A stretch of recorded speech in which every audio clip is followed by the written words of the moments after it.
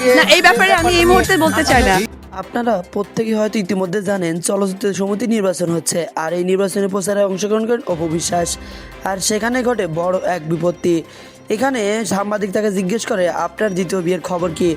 আপনারা ইতিমধ্যেই হয়তো রাহাত সাহেবের সাথে বিভিন্ন গুঞ্জনই সোশ্যাল মিডিয়ায় শুনতে পাচ্ছেন।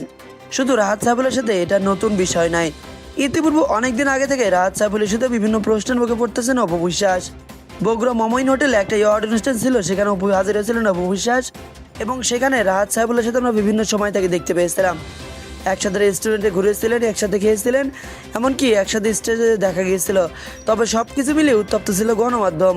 অপু বিশ্বাসকে বারবার জিজ্ঞেস করলে বিষয়টা বারবারই তিনি এড়িয়ে যাচ্ছেন। দ্বিতীয় বিয়ের বিষয়ে তিনি কোনো তথ্য দিচ্ছেন না। তবে বারবারই তিনি একটা কথা বলে যাচ্ছেন, তিনি তার সন্তানের ভালোর জন্য সব কিছুই করতে পারেন, সন্তানের সুখের জন্য তিনি সব কিছুই ছাড়তে রাজি। একটা সময় সাকিবকে ভালোবেসে বিয়ে করেছিলেন, সাকিবের জন্য অনেক দিন অপেক্ষা করেছেন, কিন্তু নতুন করে গুঞ্জন উঠে গেছে বা গুঞ্জনটা সত্যি হয়ে গেছে। সাকিব খান দ্বিতীয় বাচ্চার বাবা হয়েছেন শবনম বুবলির, আর সেই ইস্যুটার কারণেই কিন্তু সবকিছু ভেঙে চুরমার হয়ে গেছে। এদিকে অপু বিশ্বাস আবার একাকিত্ব হয়ে গেছেন। সাকিবের আশায় অনেকদিন ব্যক্তিগত জীবন যাপন করেছেন, তবে হঠাৎ করে এখন নতুন করে সিদ্ধান্ত নিতে হচ্ছে তিনি নাকি দ্বিতীয়বার বিয়ের পিড়িতে বসবেন। তবে কে এই জামাইটা তা এটা সঠিকভাবে তথ্য পাওয়া যায়নি।